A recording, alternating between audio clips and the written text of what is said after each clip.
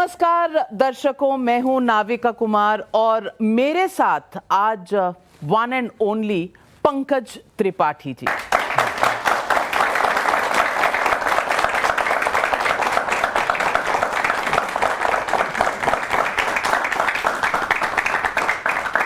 ये तालियों की गड़गड़ाहट बता रही है कि किस हद तक आप लोगों के दिल में उतर चुके हैं। मैं आया, शो शुरू भी नहीं हुआ था, मैं घुसा बजाने लगे तो मुझे लगा कि 100-150 लोग हैं, बाद में पता नहीं है 16-17 ही, पर जोश बहुत थी। Thank you. लेकिन बजाने लगे, आपने कहा ताली बजाने लगे। हाँ, कालीन भैया के नाम से आप मशहूर हैं पंकज त्रिपाठी जी। सिर्फ कालीन भैया का जो रोल है वो नहीं, सुल्तान कुरैशी के नाम से भी मशहूर हैं पंकज त्रिपाठी।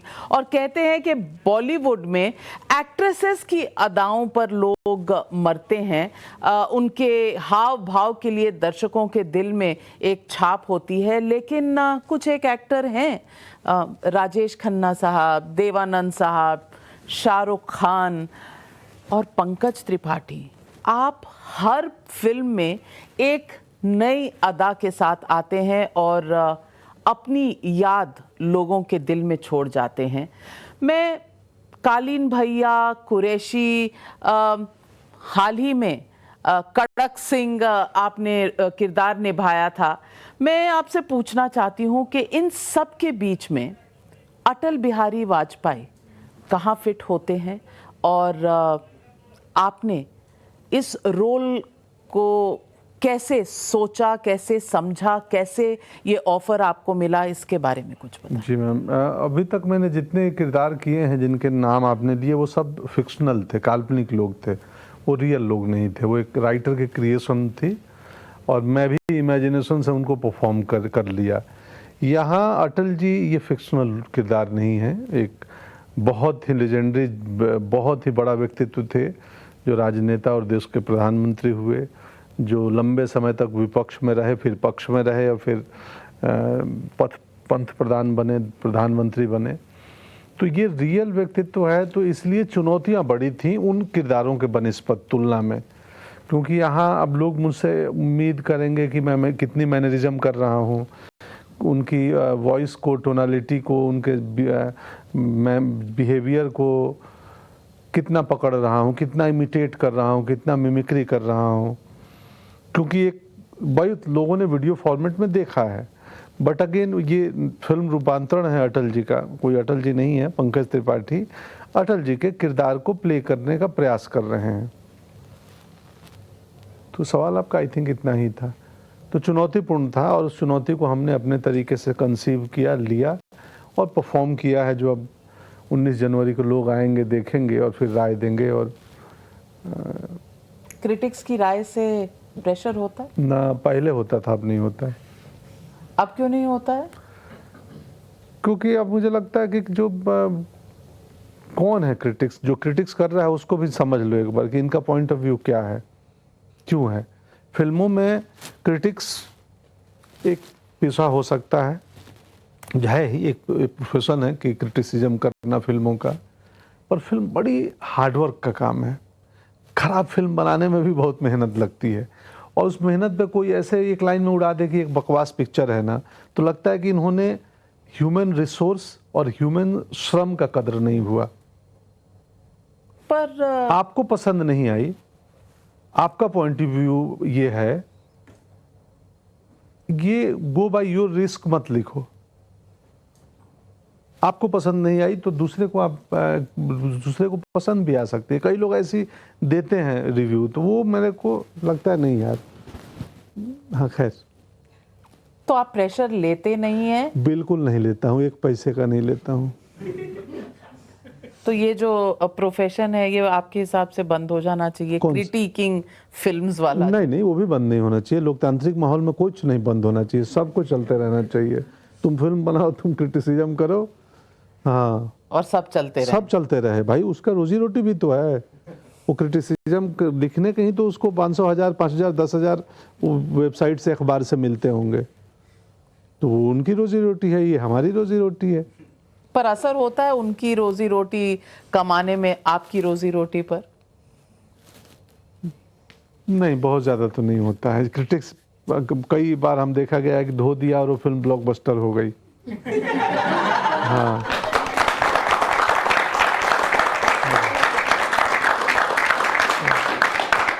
आपके साथ ऐसा हुआ, आपकी किसी फिल्म के साथ? मेरे एक परफॉर्मेंस के साथ हुआ, सिर्फ परफॉर्मेंस की बात करूंगा मैं। लुका छुपी फिल्म भी चली थी, लेकिन मेरे परफॉर्मेंस को बहुत क्रिटिक्स ने कुल बोला यार वेस्ट हो गया, पंकज त्रिपाठी को वेस्ट कर दिया डायरेक्टर ने। मैं जिससे मिला उसके बाद ना कई bureaucracy IAS IPS senior bureaucrats लोग बोले यार वो लुका, बाबूलाल तेरा कैरेक्टर लुका छुपी में बहुत मजा आया। हाँ, फन टू वॉच। तुम्हें भी मजा आया था ना बाबूलाल लुका छुपी में?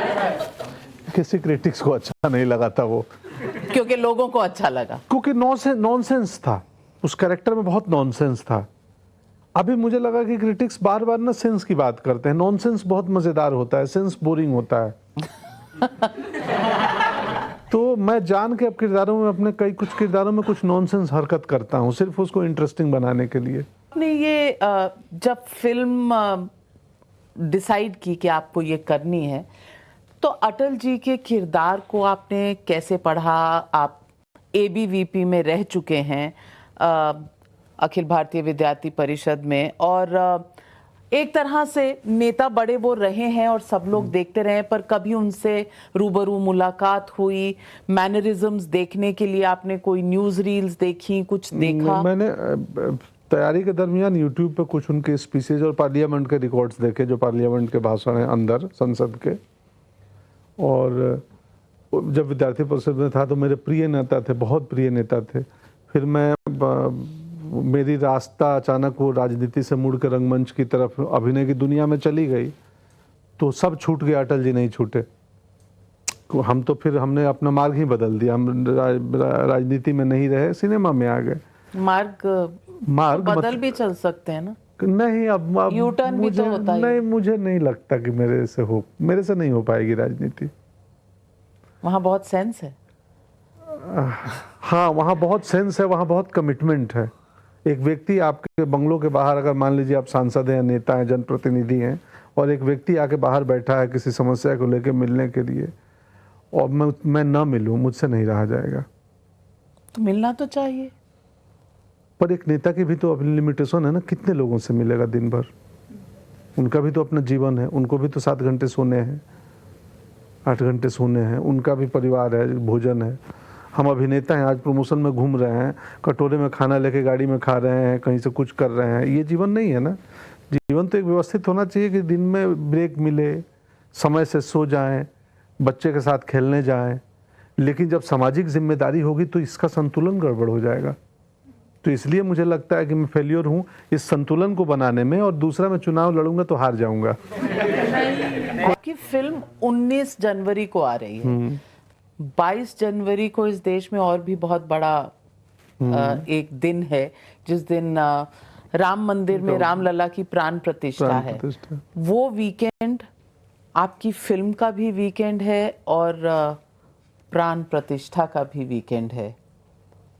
मंडे को होगा ना, शायद मंडे में, सोमवार रहेगा। हाँ हाँ, ये संयोग है, महज सुखद संयोग है। आपको लगता है आशीर्वाद भी है? बिल्कुल, मतलब आशीर्वाद, हमें आशीर्वाद ही है। हमें तो मालूम नहीं था कि कौन सा डेट निर्धारित होगा। हमारी फिल्म 25 दिसंबर को आनी थी, पर चूंकि VFX बड़ा हो गया, इसमें 60 मिनट का VFX था, अब 104 मिनट हो गया है, तो उस चक्कर में फिल्म रेडी ही नहीं हो पा रही थी 25 दिसंबर तक। फिर 12 दिसंबर का डेट निकला, फिर भी 12 जनवरी, फिर लगा तब भी नहीं होगी तो 19 आया। बट सुखद संयोग है, राम जी की कृपा है, आशीर्वाद रहेगा राम जी का। पर आप जिस तरह से कह रहे हैं राजनीति से आपको डर लगता है, आजकल तो हर चीज में राजनीति है।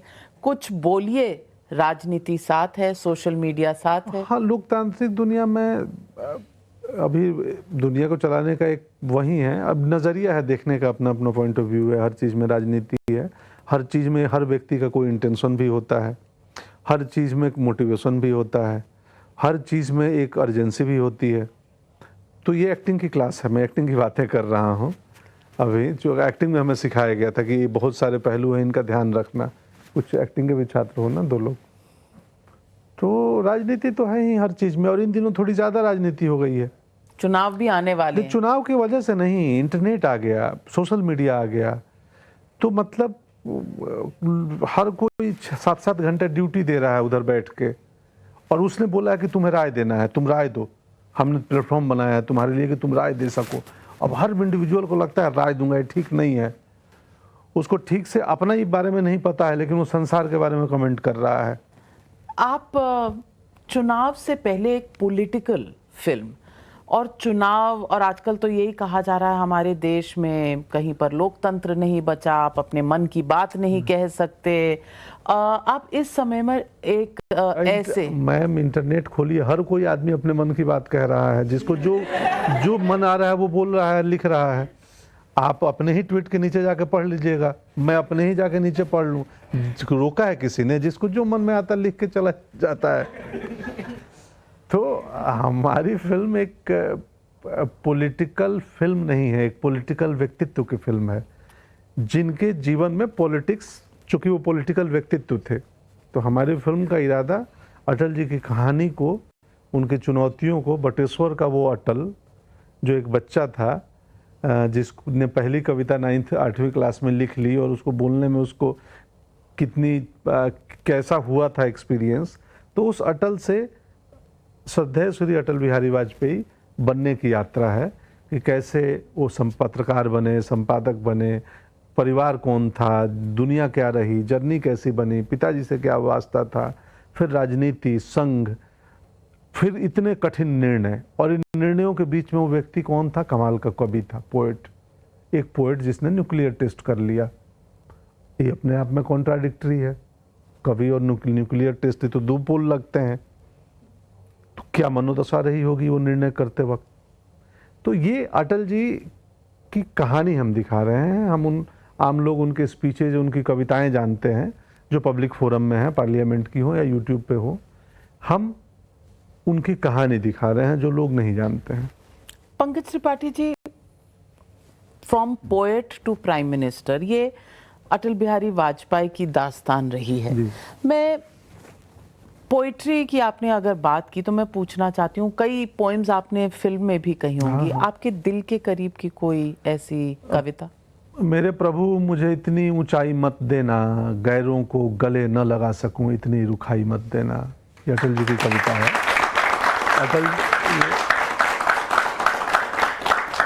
अटल जी की ही कविता है, ऊंचाई नाम से है, बहुत बढ़िया है कि जो सबसे ऊंचा होता है वो एकाकी होता है। बहुत शानदार कविता है। हर जगह यही होता है, बहुतों को लगता है कि हम न्यूज़ की दुनिया में हम ही कर रहे हैं, लेकिन हमारे सबके पीछे एक बहुत बड़ी टीम का परिश्रम होता है। बोलने वाला जो सूत्रधार होता है, शायद कैमरा उसके ऊपर फोकस्ड होता है, लेकिन एक ट्रेलर मैंने देखा और एक उसमें सीन है और इसका डिस्क्रिप्शन भी है कि नेहरू जी की फोटो हटाई गई और अटल जी ने वापस लगाई उसको। क्या कैरेक्टर निकल के आया और आपने वो सीन कैसे किया? वो पार्लियामेंट की एक स्पीच में अटल जी ने स्वयं बोली है वो घटना। तो विदेश मंत्री बना था तो रिसर्च में लोग वो, चूंकि मैं जो सीन देते थे तो मैं पूछता था इसका कुछ रेफरेंस है क्या तो बता दो, तो मुझे वो वीडियो भेजा कि ये स्वयं उन्होंने बोला था। तो कुछ नहीं, उनको डालना था, क्योंकि फिल्म में जब जनता पार्टी की सरकार हमारी है, इमरजेंसी है, सरकार बदलती है, और अटल जी पहली बार विदेश मंत्री बने थे और तभी ये पार्लियामेंट में घुसते हुए ये घटना हुई थी, तो उन्होंने स्वयं नरेट किया था। तो इनको चूंकि फिल्म में वो टाइम बहुत प्रोमिनेंट फिल्म में दिख रहा है, इमरजेंसी, कांग्रेस की सरकार जाना और जनता पार्टी का सरकार बनना, इनका विदेश मंत्री बनना, तो लगा कि इस टाइम जोन का एक रोचक हिस्सा है जो उनके व्यक्तित्व को दिखाता है। तो इस प्रसंग को इस वजह से शायद रवि जी ने और ऋषि ने रख लिया होगा फिल्म में। अटल जी का एक और भी बहुत फेमस वाक्य है जो उन्होंने पार्लियामेंट में कहा था जब उनकी एक वोट से सरकार गिरी थी, और उन्होंने कहा था, हम यंग रिपोर्टर्स थे तब, पार्लियामेंट की मीडिया गैलरी में बैठते थे और मुझे आज भी सोचती हूँ तो रोंगटे खड़े हो जाते हैं। उन्होंने कहा था, सरकारें आएंगी जाएंगी, पार्टियां बनेंगी बिगड़ेंगी, लेकिन ये देश रहना चाहिए। मेमोरेबल कौन सा सबसे ज़्यादा पॉलिटिकल वाकया रहा आपको जब आपने प्ले किया? मेमोरेबल यही ओवरऑल उनका व्यक्तित्व, जैसे देश को लेके जो उनमें एक भाव था, वो बहुत अद्भुत भाव था।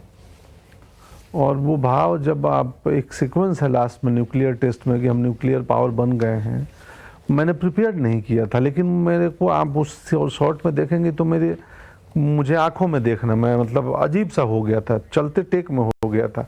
मैं प्रिपेयर्ड करके नहीं आया था, क्योंकि उस सीन में था ही नहीं कि एक सूचना आ रही है कि अब हमने टेस्ट कर लिया। ये सिर्फ इंफॉर्मेटिव सीन था, इमोशनल सीन नहीं था। चलते शॉट में मुझसे मेरे आंख भर आए, और क्योंकि मैं उनके मनस्थिति से सोच रहा था लगातार उन दिनों, तो अटल जी में जो देश के प्रति, जो समाज के प्रति जो भाव था, जो लोकतांत्रिक मूल्य थे, वो बहुत बिरले हैं। और मुझे लगा कि किसी भी व्यक्ति को अगर राजनीति में जाना है, किसी भी पार्टी में जाना हो, XYZ अपने पसंद की, मन की, कम से कम अटल जी के 15-20 इंटरव्यूज उसको और उनके 15-20 स्पीच सुनने चाहिए। तो क्या करेंगे उन पार्टियों का जो आज विपक्ष में है? क्योंकि वहां तो राम मंदिर जाने को तैयार नहीं है, वो कह रहे हैं ये RSS का और BJP का इवेंट है। आप कह रहे हैं अटल जी पढ़कर ही आप बन सकते हैं नहीं नेता। तो वो अब राजनीति है, राजनीति में लोग कुछ भी कहते रहते हैं, बातें चलते रहती हैं, तो वो अलग है। मुझे लगा, ये मेरे विचार थे, ये जरूरी नहीं है कि मैंडेटरी हो जाए, कोई मैं किसी पदासीन नहीं हूँ कि ये उतने इम्पोर्टेंट है, ये विचार एक वर्डिक्ट है। पंकज जी, एक आपका मैंने कहीं ये वीडियो देखा, आप बहुत कंपेटिटिव नहीं हैं, क्योंकि आपका वो वीडियो बता रहा है कि ठहराव की जिंदगी आपको पसंद है। हाँ, ये वीडियो और कल से पॉपुलर हो गया, प्रियंका चोपड़ा जी ने इसकी स्टोरी बना दी है और विजडम लिख दिया है। हाँ। तो मुझे किसी ने दिखाया कल शाम को इंटरव्यू में, हमारे एक प्रोड्यूसर ने, मैं बोला अच्छा। तो मैं ठहराव पसंद आदमी तो हूँ, मुझे इसलिए भी, मतलब मुझे वो कोट बहुत अच्छा लगता है, जो कुछ नहीं करते हैं वो कमाल करते हैं। हाँ, हम सब कुछ नहीं करते हैं।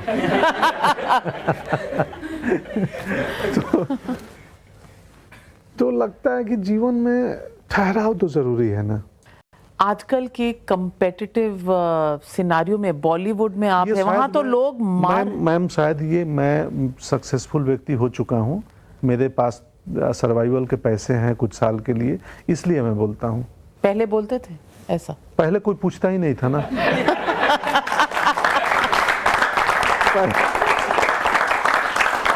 पहले मीडिया किधर आती थी मुझे ना, मेरा इंटरव्यू होता था ना, कोई पूछता था तो किसको बोलूं? बोलता तो था, बीबी को बोलता था, बोलती फालतू बातें मत करो, काम पे फोकस करो। तो आज भी बीबी बोलती है कि ये फालतू बात है, काम पे चलो? नहीं, बीबी बोलती है कि अब तुम्हारी फालतू बातें भी लोग सीरियसली सुनने लगे हैं।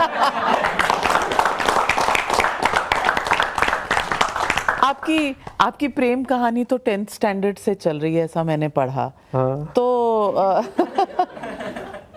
तो ये जो साथ है, थोड़ा इसके बारे में भी बताइए कि बॉस कौन है घर में? आप हैं या पत्नी है? कहाँ से आप राय मशवरा लेते हैं? आपका क्रिटिक कौन है? किसकी बात आप सुनते हैं? हम दोनों, अगर हमारा परिवार अगर कंपनी है तो मैं और मेरी पत्नी दोनों CEO हैं, और बॉस दो CEO कैसे हो सकते? हाँ? 2 CEO नहीं हो सकते। कंपनी हमने ऐसी ही बनाई है कि जहाँ 2 CEO रह सकें, 2 लोग रह सकें। बॉस मेरी बेटी है। अच्छा। हाँ, वो 17 साल की है, तो उसके हिसाब से ही निर्णय होते हैं।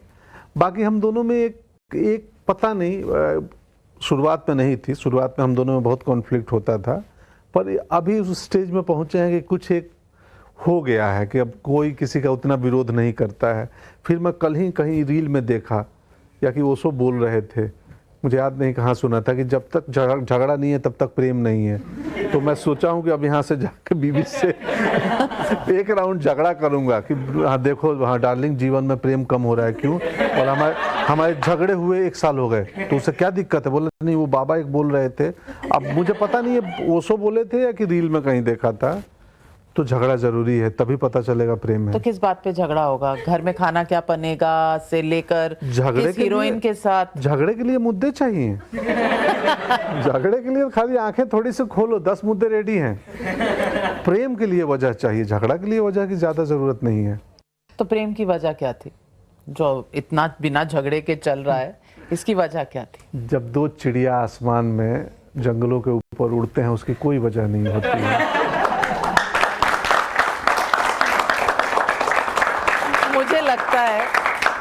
मुझे लगता है कि अटल बिहारी वाजपेयी का किरदार निभाते निभाते आज जब तक आप यहाँ से जाएंगे आप एक कवि जरूर बन जाएंगे। मैं कवि तो बन चुका हूँ। बन चुके मैं बहुत बदले हैं अटल जी मुझे।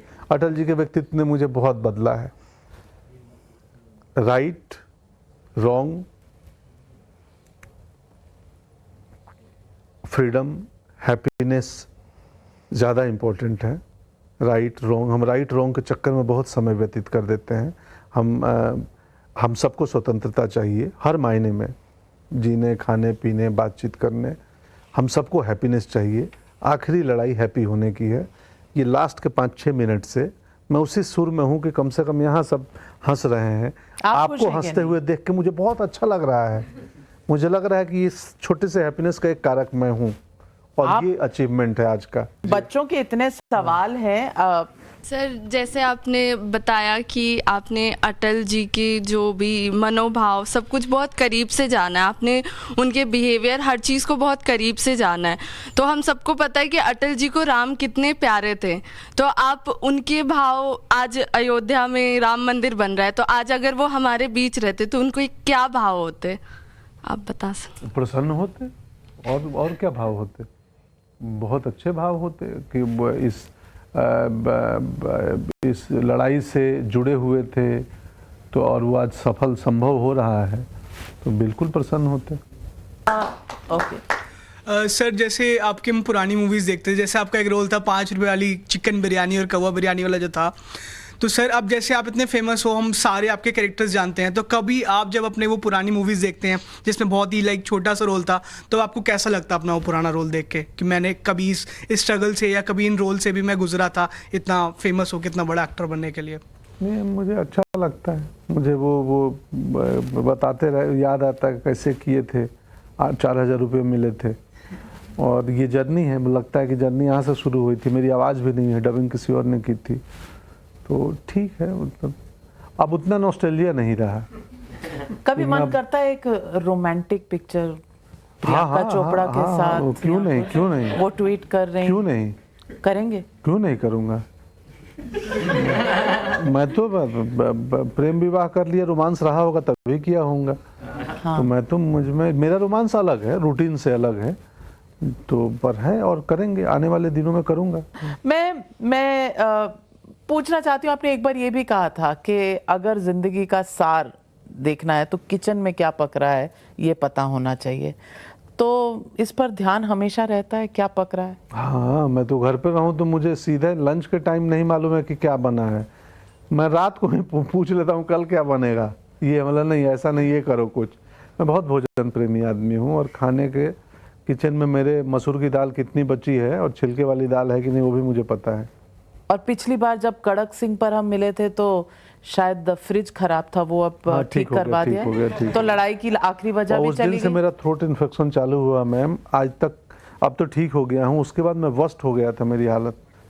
पंकज त्रिपाठी की दिल के करीब 4 चीजें क्या है? दिल के करीब 4 चीजें, आप और आप सब। सॉरी, चारों खाने चित कर दिए आप। नहीं मैम, पर्यावरण, मेरा अपना जीवन, अपना परिवार, समाज, पर्यावरण और लिटरेचर, आर्ट फॉर्म, ये 4 चीज़ें मेरे बहुत करीब हैं। और क्या अच्छा नहीं लगता? अच्छा नहीं लगता जब मुझे लगता है दुनिया के सारे व्यक्ति मेरी तरह हैं, मेरी तरह सोचते हैं, और जिस दिन मुझे पता चलता है कि तुम भ्रम में हो तो उस दिन मुझे अच्छा नहीं लगता है कि सब कोई तुम्हारी तरह नहीं है। बस जाते जाते ये पूछूंगी, अटल बिहारी वाजपेयी बीजेपी के पहले प्रधानमंत्री थे, उनका किरदार आपने निभा लिया।